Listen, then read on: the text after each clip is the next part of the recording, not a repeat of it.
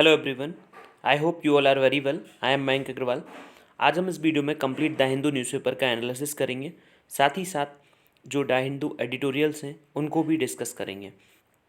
तो जो सबसे फर्स्ट जो इम्पोर्टेंट न्यूज़ है यहाँ पे, दैट इज़ गवर्नमेंट जो है वो पोल रोल डाटा जो है उसको यूज़ करने वाली है कोविड-19 की वैक्सीन को देने के लिए।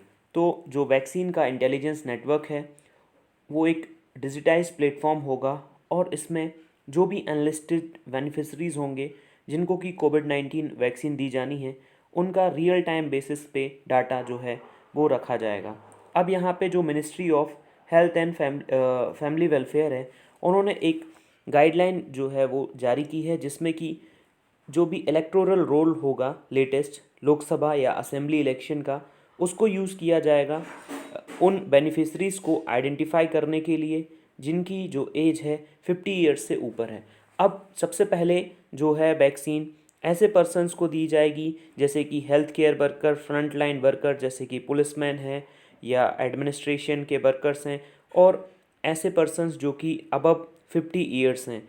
अब इसके बाद जो 15 ईयर्स के एज के बाद वाले जो पर्सन है उसके साथ साथ ऐसे यंगर पीपल जिनको कोई कोमॉर्बिडिटी है और पेंडेमिक की जो सिचुएशन है उसके बेसिस पे जो है वो वैक्सीन को इनएक्यूलेट किया जाएगा।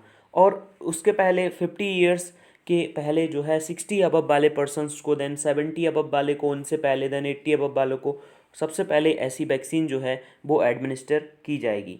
तो ये आर्टिकल था। नेक्स्ट इस आर्टिकल में बात की जा रही है कि जो नवंबर है उसमें जो फूड इन्फ्लेशन है वो 9.43% पे जो है वो आ चुका है, बिकॉज वो प्रीवियस मंथ में 11% था। तो जो फूड इन्फ्लेशन है उसमें फूड बास्केट के अकॉर्डिंग जो डेली यूज़ की जो फूड एसेंशियल्स होते हैं जैसे सीरियल्स, वेजिटेबल्स, तो उनका जो इन्फ्लेशन है उसको काउंट किया जाता है। दूसरी तरफ जो सीपीआई इन्फ्लेशन है वो भी 6.93% आ चुका है 7.61% से, जो कि अक्टूबर में था। तो अब यहाँ पे जो इम्पॉर्टेंट चीज़ है कि आखिर इस डाटा को जो रिलीज़ कौन सी अथॉरिटी करती है, तो ये जो डाटा है वो नेशनल स्टैटिस्टिकल ऑफिस जो है वो ये डाटा जो है वो रिकॉर्ड करता है। अब यहाँ पे आर्टिकल में जो इन्फ्लेशन की बात की गई है, तो इन्फ्लेशन के जो मेज़रमेंट हैं मॉनेटरी पॉलिसी के लिए बहुत ही इंपॉर्टेंट होते हैं।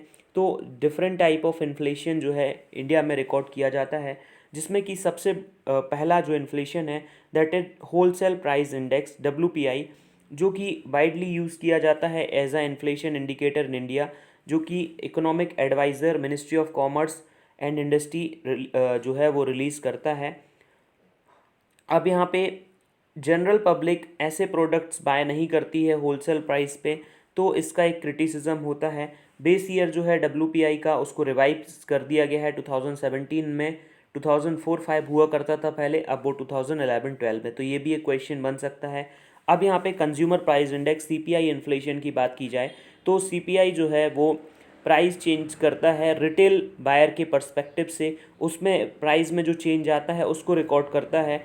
अब ओवर टाइम जो भी प्राइस एक पर्टिकुलर सिलेक्टेड गुड्स की प्राइस चेंज होती है उसको ये रिकॉर्ड करता है। 4 तरह के जो हैं टोटल CPI होते हैं: CPI for industrial worker, CPI for agricultural labour, CPI for rural labour and CPI for rural urban combined. तो उसमें से जो फर्स्ट 3 हैं वो लेबर ब्यूरो जो है मिनिस्ट्री ऑफ लेबर के अंडर आता है, वो कंपाइल करता है। और फोर्थ जो है जिसके बारे में अभी आर्टिकल में बात की थी, वो सेंट्रल स्टैटिस्टिकल ऑर्गेनाइजेशन जो है वो रिलीज़ करता है। अब यहाँ पे CPI और WPI के बीच में देखें तो यहाँ पे WPI जो है वो प्रोड्यूसर लेवल पे प्राइस को ट्रैक करता है, CPI कंज्यूमर लेवल पे प्राइस को ट्रैक करता है। तो ये बात यहाँ पे की जा रही है। अब नेक्स्ट यहाँ पे जो इम्पोर्टेंट बात है वो इंडिया में जो एनर्जी सिक्योरिटी को लेके बात की जाती है कि इंडिया में एनर्जी सिक्योरिटी की बहुत ज़्यादा ही कमी है। रिन्यूएबल एनर्जी के जो सोर्सेज हैं उसको इंडिया को बढ़ाना चाहिए। तो उसी को आगे ले जाते हुए प्राइम मिनिस्टर जो मोदी जी हैं वो फाउंडेशन स्टोन रखेंगे वर्ल्ड के जो largest hybrid renewable energy park जो है गुजरात का कच्छ डिस्ट्रिक्ट वहाँ पे, जो कि पाकिस्तान बॉर्डर के लगभग नज़दीक है। तो जो पार्क है उसमें 30,000 मेगावाट जो पावर है वो जनरेट होगी और सोलर पैनल और साथ में जो विंड मिल हैं दोनों, that's why it is hybrid. तो 72,600 जो हेक्टेयर है वो इंडिया पाकिस्तान बॉर्डर के लगभग पास वाली जो ज़मीन है वहाँ पे ये सारा जो एनर्जी है उसको प्रोड्यूस किया जाएगा। तो यहाँ पे इंडिया का जो सोलर पावर है उसमें जो एनर्जी की आखिर क्या डिमांड है और क्या नीड है, उसमें इंडिया कैसे आगे बढ़ रहा है, तो उसके बेसिस पे एक आंसर राइटिंग फॉर्मेट में जो यहाँ पे आर्टिकल है उसको डिस्कस कर लेते हैं। 15 फरवरी 2015 में जब प्राइम मिनिस्टर मोदी जी ने एक इनॉग्रेटर स्पीच दी थी री इन्वेस्ट ग्लोबल समिट में, उन्होंने बोला था कि इंडिया को जो है मेगावाट के टर्म्स से हटके अब गीगावाट के टर्म्स पर आना चाहिए। और उन्होंने एक एम रखा था कि 2022 तक जो है 100 गीगावाट की इंस्टॉल कैपेसिटी इंडिया में होनी चाहिए रीन्यूएबल एनर्जी की। उस समय पे 3 गीगावाट थी। उसके बाद जो है धीरे धीरे आज वो लेवल जो है वो 35 गीगावाट तक पहुंच चुका है। इतनी जो गीगावाट की कैपेसिटी है वो इंडिया में इंस्टॉल हो चुकी है। अब यहाँ पे जो मेजर गैप आ रहा है वो गवर्नमेंट की जो इंस्टीट्यूशनल, जहाँ पे भी गवर्नमेंट पर्टिकुलरली एक पर्टिकुलर प्लेस पे जो गवर्नमेंट सेटअप करती है प्लांट, वो तो सेटअप हो रहे हैं, लेकिन जो गवर्नमेंट का प्लान था रूफ टॉप जो सोलर पावर जनरेट करने का, वो प्लान उतना अच्छे से सक्सेस नहीं हो पा रहा है। तो अब जो 2 ईयर्स हैं, बिकॉज 2022 तक 100 गीगावाट का जो है वो टारगेट गवर्नमेंट ने रखा है, तो उसमें जो 65 गीगावाट की लैकिंग है वो जो है वो टफ लग रहा है। बिकॉज रूफ टॉप जो सोलर मार्केट है वो उसको पुश करना चाहिए, तो उससे आसानी से टारगेट मीट हो जाएगा। अब यहाँ पे जो है बात की जा रही है जब रीवा प्रोजेक्ट बना था उसके ऊपर। अब यहाँ पे इंडिया का जो सोलर एनर्जी पुश है, इंडिया में जो एनर्जी डिमांड है वो नॉन रिन्यूएबल सोर्सेज से पूरी होती है, जिसमें कि एनवायरमेंटल सस्टेनेबिलिटी बहुत ज़्यादा ही हार्म होती है। जो थर्मल एनर्जी से अगर एनर्जी रिक्वायरमेंट पूरी की जाती है तो उसमें जो कोल है उसको जो है वो बर्न किया जाता है, जिससे कि जो फॉसिल फ्यूल के ऊपर डिपेंडेंस बहुत ज़्यादा बढ़ जाती है। साथ में पॉल्यूशन भी होता है। सोलर एनर्जी जो है वो एक क्लीन फॉर्म ऑफ एनर्जी है। दूसरी तरफ बात की जाए, इंडिया एक ट्रॉपिकल कंट्री है, तो बहुत ज़्यादा ही tropical country means India tropic of cancer और ट्रॉपिक ऑफ कैप्रिकॉर्न के बीच वाले रीजन में इंडिया लाई करता है। तो ज़्यादातर सनरेज यहाँ पे सीधा पड़ती रहती हैं, जिससे कि एक तरह से सेल्फ रिलायंट आगे जाके इंडिया बन सकता है। दूसरी तरफ बात की जाए, ग्रीन एनर्जी रूरल एरियाज़ में पहुंचाई जा सकती है। ऐसा रीज़न जहाँ पे जो केबल है उसको पहुंचाना बहुत ही मुश्किल है, तो वहाँ पे एक तरह से सोलर पावर के थ्रू एनर्जी सप्लाई की जा सकती है। अब यहाँ पे चैलेंजेस जो हैं with respect to developing solar energy, domestic जो सेल मैन्युफैक्चरिंग कैपेसिटी है वो 3.1 गीगावाट थी लास्ट ईयर, और इतना ज़्यादा सेल की रिक्वायरमेंट है तो इसकी वजह से चाइना से इंपोर्ट करना पड़ता है सेल। दूसरी तरफ जो कोविड-19 की वजह से अफेक्ट हो गया, 100 गीगावाट का जो गोल है 2022 में जो पूरा करना था। इंडिया का जो डोमेस्टिक कंटेंट रिक्वायरमेंट है वो डब्ल्यूटीओ का एक तरह से उस पर चैलेंज है। और सोलर प्लांट के लिए जो लैंड है उसकी अवेलेबिलिटी कम है पॉपुलेशन डेंसिटी की वजह से। ऑल ओवर इंडिया में पॉपुलेशन डेंसिटी बहुत ज़्यादा है, तो बहुत सारे लोगों को डिस्प्लेस नहीं किया जा सकता, और अनप्रोडक्टिव लैंड पे ही सोलर पैनल लगाए जा सकते हैं, प्रोडक्टिव लैंड पे सोलर पैनल नहीं लगाए जा सकते। इंडिया जो है वो सोलर वेस्ट भी अब प्रोड्यूस करने लगा है, जो कि 1.5 मिलियन टन होने वाला है 2050 तक, तो उसको भी टैकल किया जाना है। और दूसरी तरफ इंडिया में जो है पॉलीसिलिकॉन की कमी है जिसको इंपोर्ट किया जाता है। अब गवर्नमेंट ने जो इनिशिएटिव लिए हैं, one sun one world one grid initiative जो गवर्नमेंट ने लिया है, वो इनिशिएटिव एक तरह से जो है वो ग्लोबल कोऑपरेशन किया जाना है, जिससे कि ग्लोबल इकोसिस्टम हो इंटरकनेक्टेड, रीन्यूएबल एनर्जी के जो ग्रिड हैं वो आपस में कनेक्टेड रहें, तो एनर्जी रिसोर्सेज को इजीली शेयर किया जा सके। एक कंट्री जिसके पास ज़्यादा एनर्जी है वो दूसरी कंट्री को एनर्जी जो है एक फ़्लो के रूप में दे सके, और इन रिटर्न जब उसको रिक्वायरमेंट हो तो वो भी ले सके। अब यहाँ पे जो पेरेंट बॉडी है इसकी वो union ministry of new and renewable energy है, जो इसका ऑब्जेक्टिव है कि ये जो है कंसेंसस बनाना सोलर रिसोर्सेज के ऊपर, जो कि more than 140 countries West Asia and South East Asia में हैं। और ये जो ग्रिड है वो इंटरकनेक्टेड रहेगा। अफ्रीकन पावर पूल जो है वहाँ पे भी एनर्जी को जो है वो प्रोवाइड किया जाएगा। तो ये बात यहाँ पे की जा रही है। अब नेक्स्ट जो आर्टिकल है, यहाँ पे पर्टिकुलरली कोई भी ऐसा आर्टिकल नहीं है जिसको डिस्कस करें। सारे के सारे आर्टिकल जो हैं वो पॉलिटिकली मोटिवेटेड हैं। Then second one city page पे यहाँ पे भी कोई भी इम्पोर्टेंट न्यूज़ नहीं है। बात की जाए तो दिल्ली का जो एयर क्वालिटी इंडेक्स है उसमें जो है वो इम्प्रूवमेंट नज़र आया, because now it is 160, so we can say air quality is moderate, because जो रेनफॉल है उसकी वजह से थोड़ा पॉल्यूशन का लेवल जो है वो कम हो गया।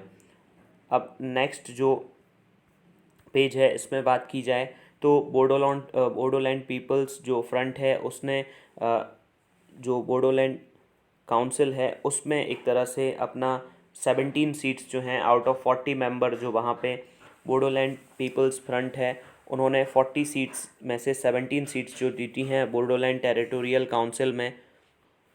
अब यहाँ पे बात की जाए कि ये जो न्यू काउंसिल है वो पर्टिकुलरली 4 डिस्ट्रिक्ट में है आसाम के, जो कि कोकराझार, चिरांग, बांसका एंड उदालगुरी। तो ये जो इस्टेब्लिश हुआ था 2003 में under schedule 6 of constitution of India. तो जो शेड्यूल 6 है वो एक तरह से जो ट्राइबल एरिया है उनको ऑटोनोमस एक रीजन की तरह बनाता है, जिससे कि वहाँ के जो नॉर्म्स हैं, कस्टम्स हैं, ट्रेडिशन हैं उनको फॉलो किया जा सके और वहाँ के जो लोग हैं वो खुद को एक तरह से सेल्फ जो है रेगुलेट कर सकें। तो इसमें जो 6 शेड्यूल है उसके अंडर जो है आसाम, अरुणाचल प्रदेश, मेघालय एंड जो त्रिपुरा है, ये इस इन स्टेट्स के जो रीज़न हैं वो आते हैं। तो यहाँ पे बात की जाए तो जो बोडो अकॉर्ड है एक बार उसकी भी बात कर लेते हैं नोट्स के साथ, क्योंकि वो भी यहाँ पे इम्पॉर्टेंट हो जाता है। आप ये नोट्स जो हैं वो एक्सेस कर सकते हैं, लिंक आपको डिस्क्रिप्शन में मिल जाएगी। अगर आप अभी तक वीडियो देख रहे हैं और वीडियो को आपने लाइक नहीं किया है तो वीडियो को आप लाइक कर सकते हैं, चैनल को सब्सक्राइब कर सकते हैं। अब यहाँ पे जो बात की जा रही है पर्टिकुलरली बोडो अकॉर्ड की, तो सेंट्रल गवर्नमेंट, आसाम गवर्नमेंट और बोडो ग्रुप के बीच में जो भी militant national democratic front of Bodoland थे उन्होंने एक एग्रीमेंट साइन किया था बोडोलैंड टेरिटोरियल एरिया डिस्ट्रिक्ट को एज आ बोडोलैंड टेरिटोरियल रीजन के रूप में, जिसमें कि 4 डिस्ट्रिक्ट हैं कोकराझार, चिरांग, बांसका एंड उदालगुरी। तो जो बोडोलैंड टेरिटोरियल डिस्ट्रिक्ट्स हैं वो 6 शेड्यूल ऑफ कॉन्स्टिट्यूशन के अंडर आते हैं और उनको एक इम्पॉर्टेंट बात है आपको याद रखना चाहिए कि इनको एग्जम्प्ट रखा गया है सिटीजनशिप अमेंडमेंट एक्ट 2019 से। तो ये जो हैं यहाँ पे इंक्लूड किए गए हैं जो भी विलेजेस हैं जो डोमिनेट करते हैं जो बोडो ट्राइब है उनके द्वारा। यहाँ पे जो असेंबली सीट्स हैं वो 40 हैं, अभी वो 60 तक जा सकती हैं। तो यहाँ पे बात की जाए पर्टिकुलर जो बैकग्राउंड है इसका, जो बोडोज़ हैं वो सिंगल लार्जेस्ट कम्युनिटी हैं नोटिफाइड शेड्यूल ट्राइब्स आसाम में। और बोडोज़ जो हैं वो बोडो कचरी एक तरह से जो आसाम की पॉपुलेशन है उसका 5 to 6% है। और बोडो जो हैं फर्स्ट उन्होंने डिमांड जो है उसको ऑर्गेनाइज़ किया था 1967-68 में। तो आसाम अकॉर्ड जब साइन हुआ 1985 में तो बोडो जो है उन्होंने अपना all Bodo student union revive किया और बोडो का स्टेटहुड डिमांड करने लगे। इसके बाद जो बोडो सिक्योरिटी फोर्स है वो अराइज हुआ 1986 में और उन्होंने अपने आप को एक तरह से NDFB एक नेम दे दिया और डिफरेंट फ्रैक्शंस में स्प्लिट हो गए। तो 2003 में पर्टिकुलरली बोडो अकॉर्ड साइन हुआ extremist group of Bodo liberation tiger force centre और स्टेट के बीच में, जिसकी वजह से बोडोलैंड टेरिटोरियल काउंसिल बना और एक तरह से ये ऑटोनोमस बॉडी है under the 6 schedule of the constitution of India. तो ये बात यहाँ पे की जा रही है। नेक्स्ट ये वेस्ट पेज है, इसमें पर्टिकुलरली कोई भी ऐसा आर्टिकल नहीं है जिसको डिस्कस किया जाए। अब आज के जो एडिटोरियल हैं, सबसे जो फर्स्ट एडिटोरियल है वो बात करता है जो पेरिस क्लाइमेट अकॉर्ड के ऊपर, जो अभी प्राइम मिनिस्टर ने पर्टिकुलरली एक समिट हुई थी डिफरेंट कंट्रीज़ की जो पेरिस अकॉर्ड को साइन किया है 190 कंट्रीज़ के बीच में, उसमें प्राइम मिनिस्टर ने अपनी बात रखी। तो इसके ऊपर ये आर्टिकल बात करता है। ये सेकंड जो आर्टिकल है इसमें बात की जा रही है जो बिग टेक कंपनीज़ हैं जैसे गूगल, फेसबुक, अमेजॉन, एप्पल, इन कंपनीज़ जो हैं वो अपनी मोनोपोली बनाने के लिए किस हद तक जो है वो डिफरेंट एस्पेक्ट्स पे वर्क करते हैं, कैसे जो है वो पॉलिसी में चेंजेस लेके आते हैं और अदर जो छोटी कंपनीज़ हैं उनको किस तरह से हार्म करते हैं और उनके ऊपर आने वाले टाइम में क्या इफ़ेक्ट पड़ सकता है। तो उसके ऊपर इस आर्टिकल में बात की गई है। नेक्स्ट ये जो आर्टिकल है वो थोड़ा पॉलिटिकली मोटिवेटेड है, बट इसमें बात की गई है कि पर्टिकुलरली जो बीजेपी है वो वेस्ट बंगाल वाले रीजन में और पर्टिकुलरली जो ईस्टर्न रीजन है वहाँ पे अपने धीरे धीरे जो पैर है वो पसार रही है, पर्टिकुलरली वहाँ पे उनकी सीट्स जो हैं वो आगने वाले टाइम में बढ़ रही हैं। ये वाला जो आर्टिकल है वो एग्रेरियन डिसकंटेंट पे बात करता है, तो इसको डिस्कस नहीं करेंगे। नेक्स्ट जो ये आर्टिकल है वो न्यूट्रिशनल एजेंडा के ऊपर बात करता है, because national family health survey का जो फिफ्थ एडिशन का डाटा है वो अभी 22 स्टेट्स के लिए रिलीज़ हुआ, तो उसके ऊपर ये आर्टिकल जो है वो बात करता है। नेक्स्ट ये जो आर्टिकल है वो इंडिया की जो टैक्स पॉलिसी है उसके ऊपर बात करता है कि किस तरह से उसमें चेंज आना चाहिए। यहाँ पे बात की गई है जो डिफरेंट ई कॉमर्स कंपनीज़ होती हैं या डिफरेंट टेक कंपनीज़ हैं जिनका जो हेड ऑफिस है वो अदर कंट्रीज़ में है, तो उनको किस तरह से जो है वो टैक्स किया जा सकता है, उसके ऊपर ये बात करता है। नेक्स्ट आज का जो ये पर्टिकुलरली आर्टिकल जो है वो यूएसए के बारे में बात कर रहा है, तो उसको डिस्कस नहीं करेंगे। आज का जो ये कैरिकेचर है उसमें पर्टिकुलरली जो फार्मर है वो एक तरह से अपर हैंड पे है और जो मोदी गवर्नमेंट है वो एक तरह से जो है वो लोअर हैंड पे है, वो एक तरह से अभी प्रॉब्लम में है, ये बात यहाँ पे की जा रही है। आज का जो डेटा पॉइंट है इसमें नेशनल फैमिली हेल्थ सर्वे का जो 2019-20 का जो डाटा है उसको रिलीज़ किया गया और प्रीवियस जो डाटा हैं 2005-6 और पर्टिकुलरली 2015-16, तो उनके बीच में यहाँ पे कंपैरिजन दिया गया है तीन चीज़ों को लेके, जैसे कि जो एनीमिया है, दूसरा जो वेस्टेड चिल्ड्रन है मतलब जिनकी जो है हाइट तो पर्याप्त है बट उनका जो वेट है वो कम है, तीसरा जो है वो बात की जाती है वेस्टेड चिल्ड्रन एंड इसके बाद स्टंटिंग। स्टंटिंग ऐसी कंडीशन होती है जिसमें जो हाइट है वो कम रह जाती है एज के साथ, and next one is underweight. तो यहाँ पे दिया गया है जितने भी 10 स्टेट्स, यहाँ पे मेजरली 10 स्टेट्स लिए गए हैं। अभी जो डाटा रिलीज़ हुआ है नेशनल फैमिली हेल्थ सर्वे में वो 22 स्टेट्स का डाटा रिलीज़ हुआ है, तो उसमें से यहाँ पे 10 स्टेट्स की जो है वो बात की जा रही है।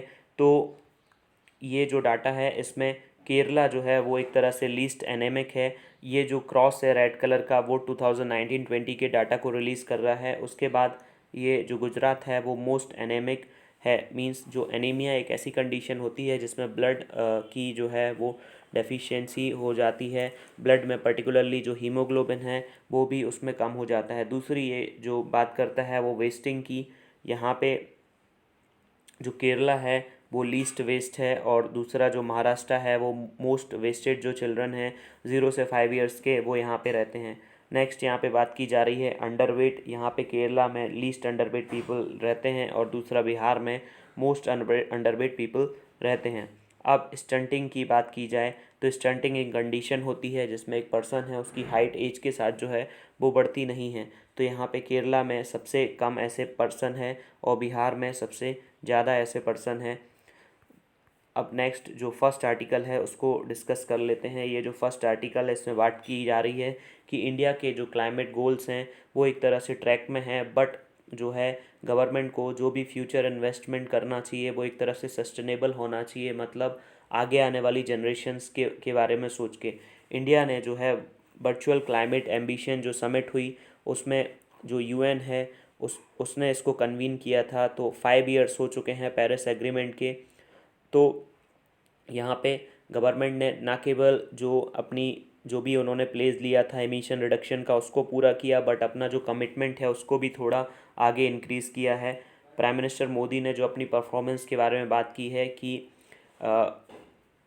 जो एमिशन का जो रिडक्शन है 21% किया गया है 2005 के लेवल से, और गोल रखा हुआ है उन्होंने कि 33 से 35% तक जो है उसको कम किया जाएगा। तो दूसरी तरफ बात की जाए जो रिन्यूएबल एनर्जी है उसका भी जो परसेंटेज है उसको इंक्रीज़ करने की बात की गई है, और फॉरेस्ट जो कवर है उसको भी इंक्रीज़ करने की बात की गई है। अब यहाँ पे बात की जाए जो एमिशन गैप रिपोर्ट है 2020 जिसको यूनाइटेड नेशनल एनवायरमेंटल प्रोग्राम ने रिलीज़ किया है, उसमें इंडिया जो है आउट ऑफ 20 जो G20 कंट्रीज़ हैं 9 कंट्रीज़ में आता है जो अपने ट्रैक पे है, जो भी अनकंडीशनल कमिटमेंट है, बिकॉज पेरिस क्लाइमेट अकॉर्ड में ये बात रखी गई थी कि हर एक कंट्री को अपना जो है एक कमिटमेंट करना है कि वो किस तरह से अलग अलग फ्रंट पे, रिन्यूएबल एनर्जी के फ्रंट पे, कार्बन फुटप्रिंट को कम करने के फ्रंट पे और तीसरी तरफ फॉरेस्ट का जो कवर है उसको बढ़ाने के ऊपर किस तरह से अपने कमिटमेंट रिलीज़ कर सकती है जो कि नॉन बाइंडिंग रहेंगे। तो यहाँ पे G20 जो ब्लॉक है वो 78% ग्रीन हाउस गैस इमिशन करता है, और कुछ कंट्रीज़ और जो EU हैं वो एक तरह से हायर एम्बिशन उन्होंने रखा है। ये बात यहाँ पे की जा रही है।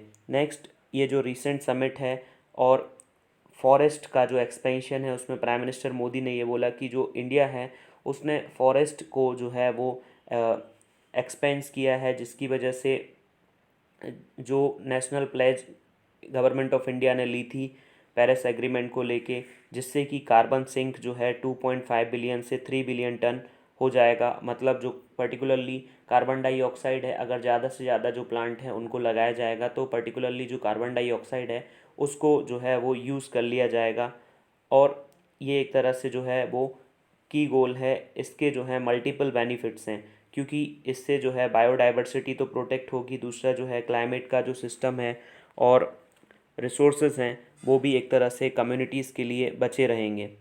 अब यहाँ पे बात की जाए, यहाँ पे एक तरह से जो अनसर्टिनिटी है, जो स्टेट का जो एफॉरेस्टेशन डाटा है और वो एक तरह से क्रेडिबल नहीं है। मतलब डिफरेंट स्टेट्स ने जो अपना एफॉरेस्टेशन का डाटा रिलीज़ किया है वो एक तरह से अपने आप को आगे रखने के लिए उसमें कुछ गवर्नमेंट को जो है वो वेरिफिकेशन की ज़रूरत है, बिकॉज बहुत सारे स्टेट्स ऐसे हैं जिन्होंने जो अपना डाटा सबमिट किया सेंट्रल गवर्नमेंट को उसमें कुछ कमियां हैं, उसमें कुछ लेकनेस है। तो कार्बन सिंक अप्रोच जो है वो एक पुअर डिविडेंड लेके आ सकती है, बिकॉज उसमें एक तरह से जो खर्च है वो ज़्यादा होता है। और दूसरी तरफ बात की जाए कि जो गवर्नमेंट ने अपना 2030 तक का जो टारगेट 2022 तक का टारगेट रखा हुआ है 100 गीगावाट एनर्जी रिन्यूएबल एनर्जी का, उसमें से सिर्फ 36 गीगावाट ही कंप्लीट हुई है। तो इतना ज़्यादा जो है वो अभी एनर्जी की ज़रूरत है जिसको रूफ टॉप से ही कंप्लीट किया जा सकता है। अब यहाँ पे बात की जाए जो ट्रांसपोर्ट रिलेटेड एमिशन होते हैं, मतलब मेजरली जो ट्रेन बस इनके ट्रांसपोर्ट वगैरह से जो बहुत ज़्यादा ही एमिशन होते हैं, ये एक तरह से पॉल्यूशन का मेजर कंपोनेंट है।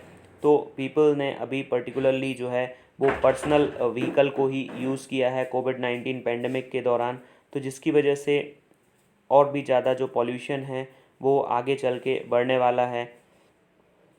लार्ज स्केल जो एग्रीकल्चर इंश्योरेंस है क्लाइमेट के दौरान, तो उससे भी आने वाली टाइम में जो है वो प्रॉब्लम होने वाली है, बिकॉज 2021 में जो ग्लासगो है पर्टिकुलरली इंग्लैंड में, वहाँ पे UN क्लाइमेट चेंज जो कॉन्फ्रेंस है वो होने वाली है। तो उसके पहले इंडिया को ध्यान से जो है इस बारे में सोचना चाहिए।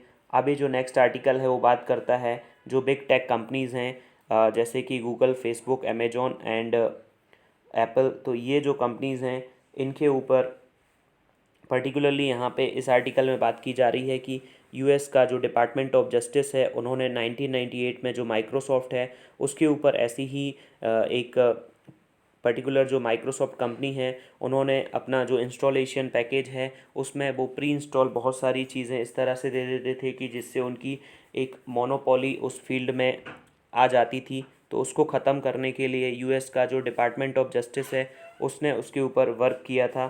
अब यहाँ पे बात की जाए कि all over USA and Europe जो है बिग नॉन चाइनीज़ जो डिजिटल कंपनीज़ हैं, पार्शली फेसबुक, अमेजोन, एप्पल और गूगल, तो उन्होंने उनका एक तरह से जो ईज़ी एक्सपेंशन हो रहा है तो वो एक तरह से अनरेगुलेटेड एनवायरनमेंट में हो रहा है और वो आने वाले टाइम में एक तरह से ख़त्म होने वाला है। US का जो डिपार्टमेंट ऑफ जस्टिस है उन्होंने law suit against Google file की अक्टूबर में, कि एक तरह से ये डोमिनेंट पोजीशन पे है सर्च इंजन और अदर जो दूसरी कंपनीज़ हैं उनको एक्सेस नहीं देता है, और पर्टिकुलरली बात की जाए तो उनके बारे में नज़र रखता है, और जैसे ही उनका जो एक्सपेंशन है बहुत ज़्यादा ही होने लगता है तो फिर उसको जो है वो एक तरह से बार कर देता है। यहाँ पे बात की जाए कि अर्ली दिसंबर में US का जो फेडरल ट्रेड कमीशन है उन्होंने जो है और जो 40 स्टेट्स हैं, डिस्ट्रिक्ट ऑफ कोलंबिया हैं एंड गुआम है, उन्होंने श्यू किया फेसबुक को कि मार्केट के जितने भी छोटे मोटे प्लेयर्स हैं उनको फेसबुक जो है वो एब्यूज़ कर रहा है और अपना जो मार्केट पावर है स्मॉल कॉम्पिटिटर्स को क्रश करने में जो है फेसबुक यूज़ कर रहा है। फेसबुक ने जो है व्हाट्सएप को 2014 में, इंस्टाग्राम को 2012 में एक्वायर किया था। तो फेसबुक का एक मेन मोटिव ये है कि अगर वो किसी से कंपटीशन नहीं कर पाता तो उसको बहुत ज़्यादा ही प्राइस पे जो है वो परचेस कर लेता है, जिससे कि मार्केट में कंपटीशन ख़त्म हो जाता है और पर्टिकुलर जो स्मॉल प्लेयर हैं वो आगे नहीं आ पाते। और इससे जो एक तरह से जो उनका डाटा है, जो यूज़र्स हैं उनका जो डाटा है उसको फेसबुक यूज़ करता रहता है। पर्टिकुलर एक छोटा जो ऐप है उसको फेसबुक सबसे पहले अपने आप एक्सेस देता है, जिससे कि उनका लाइक्स जो है वो इंक्रीज़ होता है। जैसे ही फेसबुक को लगता है कि लाइक एक पर्टिकुलर थ्रेशोल्ड से बहुत ज़्यादा ही बढ़ चुके हैं उसके कॉम्पिटिटर ऐप के, तो फिर वो उस ऐप को जो है वो एक्वायर करने की जो है वो बात करता है। जैसे कि बात की जाए जो एप्पल है वो भी इसी तरह का एक फेवर करता है। जैसे जो गूगल है वो पर मंथ एक कोई भी जो न्यू स्टार्टअप है उसको एक्वायर करता है। एप्पल जो है पर 1 मंथ या 2 मंथ में एक न्यू स्टार्टअप को एक्वायर करता है। साथ ही साथ जो एप्पल है उसके ऐप स्टोर पर रजिस्टर होने वाले जो ऐप हैं उनसे भी 30% जो फ़ी है वो चार्ज करता है। तो इसकी वजह से जो है इनके ऊपर ये इम्पोज़ किया जा रहा है। अब पर्टिकुलरली अगर इंडिया के एंगल की बात करें तो इंडिया के लिए भी एक तरह से बहुत ही रिलेवेंट है, बिकॉज़ व्हाट्सएप के जो 2 बिलियन सब्सक्राइबर हैं या 2 बिलियन जो यूज़र्स हैं उसमें से जो 400 मिलियन हैं वो पर्टिकुलरली इंडिया से आते हैं। दूसरी तरफ अमेज़न का जो 1/3 ऑनलाइन रिटेल का जो शेयर है वो इंडिया से आता है। और दूसरी तरफ बात की जाए जो फेसबुक है उसका जो लार्जेस्ट मार्केट है वो इंडिया में है, 270 मिलियन अकाउंट्स। और गूगल एक तरह से कम्प्लीटली डोमिनेट करता है सर्च इंजन स्पेस को इंडिया में। तो इंडिया जो है वो पूरी तरह से, इंडिया में जो स्मार्टफ़ोन है वो भी एंड्रॉयड बेस्ड हैं। और फेसबुक और गूगल जो हैं वो कोलैबोरेट कर रहे हैं जियो के साथ आने वाले टाइम में टेलीकॉम इंडस्ट्रीज़ के लिए। तो एक तरह से ये एक चिंता की बात हो सकती है कि ये एक तरह से मार्केट को डोमिनेट करेंगे और अल्टीमेटली जो पर्टिकुलर जो पब्लिक है वो आने वाले टाइम में सफ़र करेगी इनका एक तरह से कोलैबोरेशन से। और एक तरह से जो प्राइवेसी है डाटा की वो भी एक तरह से हार्म होगी। और गवर्नमेंट ने जो नया प्राइवेसी बिल है, अभी इंडिया में इस तरह का कोई भी प्राइवेसी बिल नहीं है, उसका जो ड्राफ्ट है वो अभी प्रिपेयर किया जा रहा है। तो इसके ऊपर यहाँ पे जो है वो बात की जा रही है। नेक्स्ट ये जो आर्टिकल है इसमें बात की जा रही है कि जो ministry of health and family welfare ने अभी जो डाटा रिलीज़ किया है 22 स्टेट्स और यूनियन टेरिटरीज़ का, जो कि phase 1 of national family health survey 5 है, उसमें से 22 स्टेट्स जो हैं उनमें जो मेजर स्टेट्स हैं जैसे कि तमिलनाडु, राजस्थान, पंजाब, यूपी, झारखंड, उड़ीसा, मध्य प्रदेश, इनको गवर्नमेंट ने इंक्लूड अपने डाटा में नहीं किया है। तो उनके जो न्यूट्रिशनल आउटकम है उनको जो है वो कंपेयर नहीं किया जा सकता। अब यहाँ पे बात की जाए तो 22 स्टेट्स हैं और कुछ यूटी हैं। तो सीवियर जो माल न्यूट्रिशन है 16 स्टेट्स में वो बढ़ रहा है। केरला एंड कर्नाटका सिर्फ ऐसी 2 स्टेट्स हैं जो कि उनमें कुछ डिक्लाइन हुआ है। परसेंटेज ऑफ जो चिल्ड्रन है 5 ईयर्स से कम वाले अंडरवेट हैं वो भी इंक्रीज़ हुए हैं 16 स्टेट्स में, 22 स्टेट्स में से। दूसरा जो एनीमिया का लेवल है वो भी चिल्ड्रन में और एडल्ट वुमेन में वो भी इंक्रीज़ हुआ है ज़्यादातर स्टेट्स में। सिर्फ 4 जो छोटी मोटी यूटीज़ हैं उनमें बस ऐसा देखा गया है कि एनीमिया का लेवल जो है वो कम हो रहा है। बात की जाए जो इंक्रीज़ है दूसरे इंडिकेटर्स में, एडल्ट माल न्यूट्रिशन जो कि बॉडी मास इंडेक्स के ऊपर मेज़र किया जाता है, लेस देन 18.5 किलोग्राम पर मीटर स्क्वायर, बहुत सारी स्टेट्स में पाया गया है जो कि एक कंसर्न है। और दो इंक्रीज़ इन चाइल्डहुड जो स्टंटिंग है, जिसमें पर्टिकुलरली एज के साथ अगर हाइट छोटी रह जाती है, जो कि अंडर न्यूट्रिशन की बात करता है, क्रोनिक अंडर न्यूट्रिशन। तो ये 13 स्टेट्स ऐसे हैं आउट ऑफ 22 जिसमें एक तरह से क्रोनिक अंडर न्यूट्रिशन पाया गया।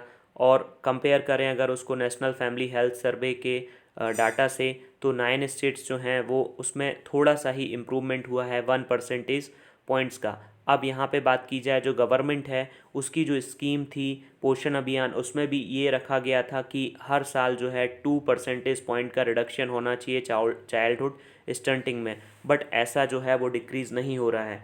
गवर्नमेंट बहुत सारी जो है अपनी स्कीम्स लेके आती है, जैसे कि पर्टिकुलरली बात की जाए national rural employment guarantee scheme है, पब्लिक डिस्ट्रीब्यूशन स्कीम है, इंटीग्रेटेड चाइल्ड डेवलपमेंट स्कीम है, मिड डे मील स्कीम है, तो इनकी वजह से जो है वो एब्सोल्यूट प्रॉपर्टी में रिडक्शन हुआ है, बट जो न्यूट्रिशनल इंडिकेटर्स हैं उसमें एक तरह से जो इम्प्रूवमेंट नहीं हुआ है ये। और बात की जा रही है कि ये पर्टिकुलरली गवर्नमेंट का डाटा है, किसी एक प्राइवेट पार्टी ने इसको जो है वो नहीं बनाया है।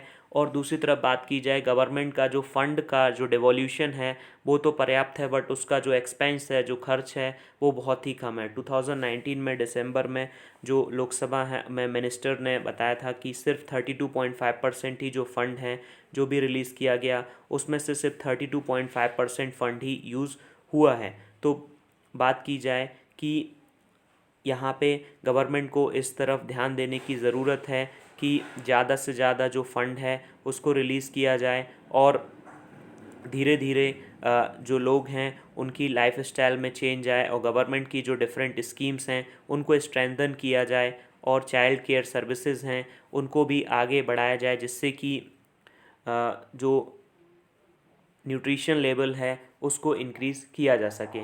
ये जो आर्टिकल है इसमें बात की जा रही है कि tax policy in trying times. तो जो यहाँ पे बात की जा रही है कि कुछ जो सुपर रिच हैं वो पर्टिकुलरली कोविड-19 पेंडेमिक के बीच में उनकी जो वेल्थ है वो कुछ की जो 3 टाइम्स बहुत ज़्यादा ही वेल्थ जो है वो इंक्रीज़ हो गई, लेकिन एक तरफ देखा जाए तो जीडीपी जो है वो डिक्लाइन कर रही है। तो ये एक तरह से जो है वो कॉन्ट्रास्टिंग व्यूज़ यहाँ पे दी गए हैं। और कुछ जो ऐसी कंपनीज़ हैं वो corporate houses, internet service provider, laptop market, scientist engaging in medical research. दूसरी कंपनीज़ की बात की जाए manufacture of Mars, personal protective equipment, और इनमें जो है बहुत ज़्यादा ही जो है इनको काम मिला। अब कंट्री जो है उसमें पेंडेमिक बहुत ज़्यादा जो है प्रेवलेंट थी, तो उसकी वजह से अनएम्प्लॉयमेंट का लेवल हुआ, पॉवर्टी लेवल बहुत ज़्यादा ही बढ़ गए। माइग्रेंट क्राइसिस की वजह से पर्टिकुलरली जो थाउजेंड्स ऑफ लोग हैं उनको जो है वो अपना जो काम है वो नहीं मिल पाया। गवर्नमेंट ने एक तरह से इंटरवीन तो किया और फिजिकल स्टिमुलस जो है वो प्रोवाइड किया। अब यहाँ पे गवर्नमेंट ने जो फिजिकल स्टिमुलस प्रोवाइड किया वो सिर्फ 2% ही था जीडीपी का। अदर जो कंट्रीज़ हैं उन्होंने 21%, जैसे कि जापान, ब्राज़ील ने 10%, चाइना ने 7% प्रोवाइड किया।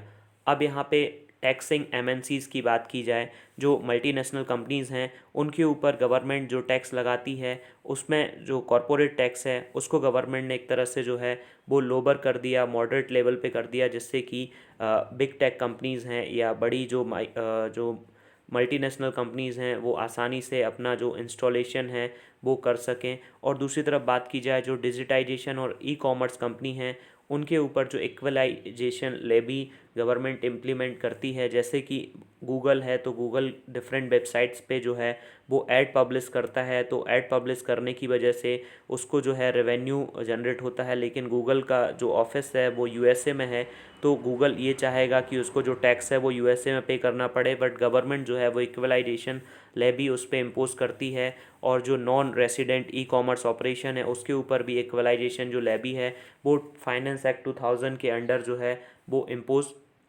करती है। अब यहाँ पे बात की जाए कि सारी जो कंट्रीज़ हैं जिसमें भी मल्टीनेशनल ऑपरेट करते हैं तो डिजिटल टैक्सेशन जो है वो उसको एक तरह से गवर्नमेंट को अमेंड करना चाहिए यूएन मॉडल ऑफ कन्वेंशन के साथ में, और दूसरा जो ओईसीडी है उसके अकॉर्डिंग जो है वो करना चाहिए। तो कनाडा जो है यहाँ पे बात की जा रही है, उन्होंने प्लान किया है कि वो फॉरेन टेक्नोलॉजी कंपनीज़ हैं उनके ऊपर जो है टैक्स रेवेन्यू बढ़ाना चाहते हैं, और गवर्नमेंट को जो है वो नई जो टैक्स लॉज हैं वो लेके आने चाहिए। जो इनकम टैक्स एक्ट है उसको 1961 में उसको फ्रेम किया गया था, उसको बहुत बार अमेंड किया जा चुका है। गवर्नमेंट ने अखिलेश रंजन जो टास्क फोर्स बनाई थी टैक्स के ऊपर इनकम टैक्स एक्ट को रीराइट करने के लिए, तो उसकी जो फाइंडिंग्स हैं, उसकी जो रिकमेंडेशन है उसको पब्लिक किया जाना चाहिए, जिससे कि पर्टिकुलरली जो विंटर सेशन है या आने वाले जो पार्लियामेंट के सेशन है उसमें इनकम टैक्स एक्ट को जो है वो अमेंड किया जा सके। नेक्स्ट यहाँ पे नेक्स्ट जो पेज है उसमें जो आर्टिकल है यहाँ पे बात की जा रही है कि एनएचआरसी जो है उन्होंने नोटिस दिया महाराष्ट्र पुलिस को ऑन अर्नब्स कंप्लेंट। तो यहाँ पे जो रिपब्लिक टीवी है उनके जो एडिटर इन चीफ हैं अर्नब गोस्वामी, उन्होंने ये बात की कि उनके जो कलीग्स हैं उनको अरेस्ट कर लिया गया। तो यहाँ पे जो नेशनल ह्यूमन राइट्स कमीशन है उन्होंने एक तरह से जो है वो नोटिस दिया है महाराष्ट्र गवर्नमेंट को। तो एक बार एनएचआरसी को डिस्कस कर लेते हैं। एनएचआरसी एक स्टेचुटरी बॉडी है जिसको कॉन्स्टिट्यूट किया गया था 12 अक्टूबर 1993 under the protection of human rights act.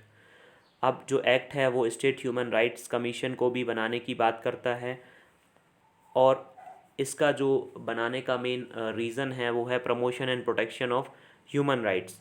तो यहाँ पे बात की जाए, जो कमीशन है वो मल्टी मेंबर बॉडी है जिसमें कि चेयरमैन और 5 मेंबर्स होते हैं। चेयरमैन जो है वो retired chief justice of supreme court हो सकते हैं, और इसको जो है चुनने की जो कमेटी है उसमें प्राइम मिनिस्टर होते हैं, speaker of Lok Sabha, deputy chairman of Rajya Sabha, leaders of opposition of both the house and home ministry.